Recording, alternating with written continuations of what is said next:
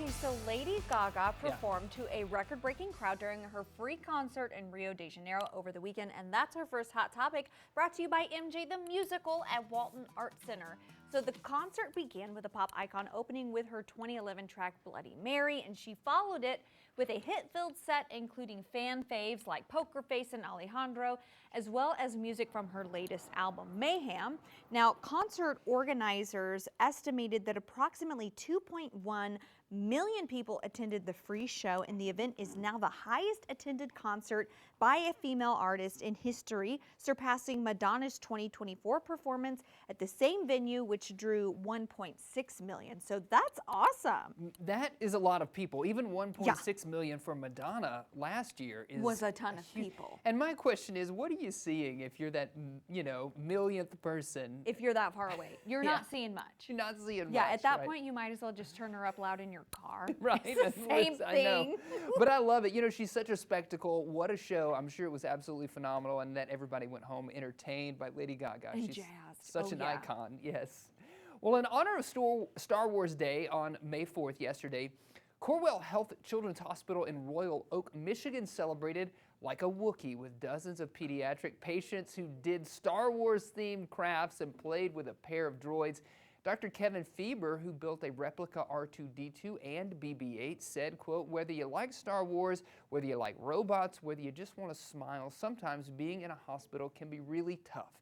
It's nice to see somebody, especially Star Wars fans or somebody who's interested in robotics or just having a tough day, and you get a smile out of them and you hope you can make their tough time a little better." I love to see this. I love those heartwarming stories. I know it was a big day yesterday across all of the galaxy to celebrate Star Wars Day, including there at that hospital. So that's really sweet that they were able to do that for those and I'm impressed by those replicas. Look at those things. Very cool. Way to go. And if you're a doctor, you have a busy job. I know. You're still making an R2-D2.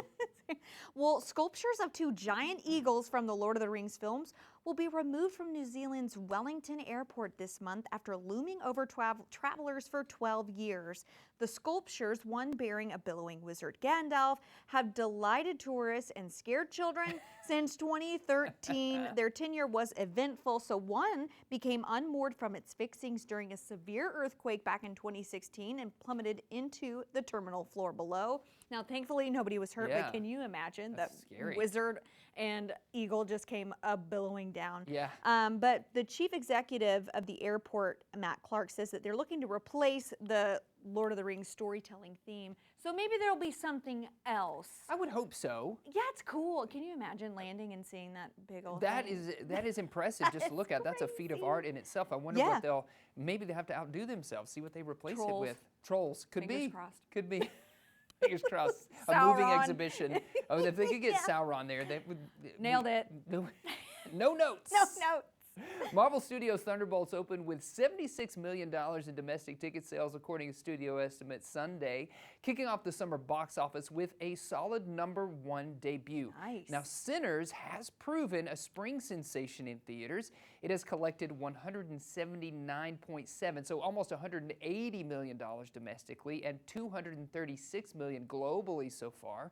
Warner Brothers also nabbed third place with a Minecraft movie, the smash hit video game adaptation. And then The Accountant 2 came in at #4. Rounding out that top 5 was the horror film Until Dawn.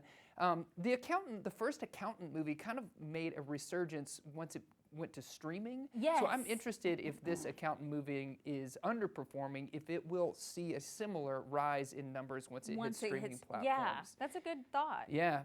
But Thunderbolts, there we go, #1. I love it. Nice. Yeah, I can't wait to see it.